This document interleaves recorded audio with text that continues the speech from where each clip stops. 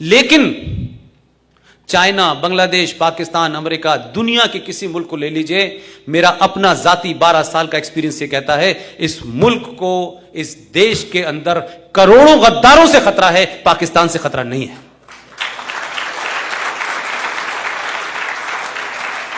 और ये गद्दार, ये एंटी इंडिया एलिमेंट दिन ब दिन मजबूत हो रहे हैं, दिन ब दिन मजबूत हो रहे हैं। उनको न्यूट्रलाइज नहीं कर सकते। 5 आते हैं, फौज 5 मार देती है, 6 आते हैं, 6 मार देती है। आसाम में होता है, सब जगह होता है।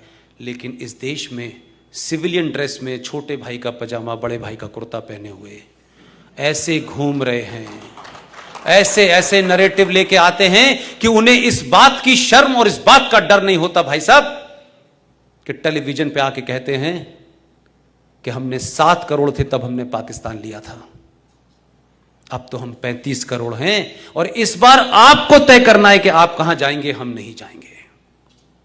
ये नरेटिव खतरनाक है, ये सोच खतरनाक है। 2-4 आतंकवादी, 2-4 को मारने से काम नहीं बनेगा अगर आप नहीं सुधरे। आपके पड़ोस में रहने वाला आदमी, उसका पता नहीं है, कश्मीर की घटना पता नहीं पिछली बार मैंने अजय भाई बताई थी कि नहीं बताई थी। कश्मीर में एक कश्मीरी हिंदू पंडित लेडी ने छोटे से बच्चे को 5वीं क्लास में पढ़ाया, हाई स्कूल में पढ़ाया, 12th में पढ़ाया। वो पड़ोस में रहता था। वो लेडी रिटायर हो गई। वो लड़का जिसको इतनी दूर तक पढ़ाया, पड़ोस में रहता था। इस बचपन से जिसको पढ़ाया होगा, टीचर और बच्चे के बीच में जो रिलेशन डेवलप होता है वो माँ बाप से ज्यादा होता है। उसी लड़के ने 19 जनवरी 1990 को उस औरत के घर में घुसा। उसने पूछा, हाँ तुम क्यों आए हो? वो आगे बढ़ा, उसको गिराया, उसका रेप किया और 56 वार किया उसके ऊपर और मर्डर कर दिया।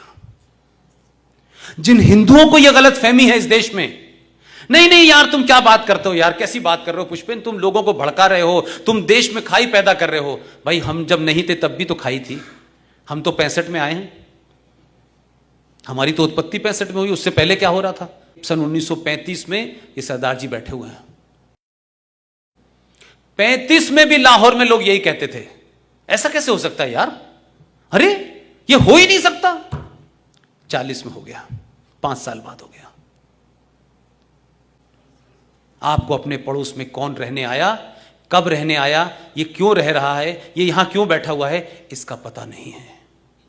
ये पता रखने के लिए सरकारें आएंगी, सेना अपना काम करेगी, समाज को अपनी भूमिका निभानी चाहिए, बगैर किसी शर्म के निभानी चाहिए और अपने आप को इस बात से दूर कर लेना चाहिए कि पुष्पेंद्र कुमार अलीगढ़ यूनिवर्सिटी में पैदा हुए, हमारे सारे दोस्त मुसलमान, हमारा रहना सहना मुसलमान, हमको पुष्पेंद्र खां कहते थे, अब वो यकायक उनको लगा इसको क्या हो गया।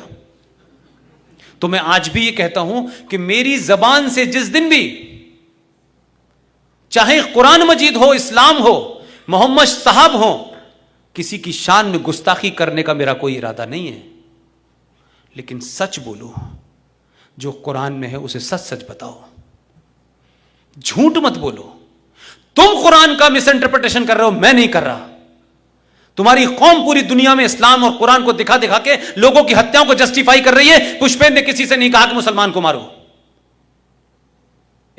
आपके अंदर जब इस शक्ति का बोध होता है कि आपके पूर्वजों का खून आपके अंदर है, आप शिवाजी से लेकर महाराणा प्रताप और भगत सिंह से लेकर के तमाम जितने हमारे गुरु हैं, जब उनका बोधन करते हैं तो आप सही जगह बटन दबाने लगते हैं और इसलिए लोग परेशान हैं। ये उथल पुथल चलेगी, अभी ये लड़ाई अगले 10-15 साल चलेगी। इसलिए व्यवस्था को बदलने के लिए सत्ता पे ऐसे किसी भी आदमी को बिठाए रहिए जो सिर्फ लगाम पकड़े रहे, बाकी काम समाज कर लेगा खुद। इसलिए समाज का जागृत होना बहुत महत्वपूर्ण है।